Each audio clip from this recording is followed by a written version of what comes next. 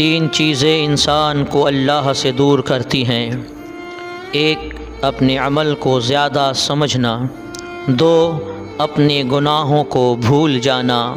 Number تین، اپنے آپ کو سب سے بہتر سمجھنا، سب سے اعلیٰ سمجھنا اور سب سے اچھا سمجھنا۔ مومن وہ نہیں جس کی محفل پاک ہو، مومن وہ ہے جس کی تنہائی پاک ہو۔ 5 چیزوں کی 5 جگہ پر حفاظت کرو۔ نمبر 1، محفل میں زبان کی۔ نمبر 2، بازار میں آنکھ کی۔ نمبر 3، نماز میں دل کی۔ نمبر 4، دسترخوان پر پیٹ کی۔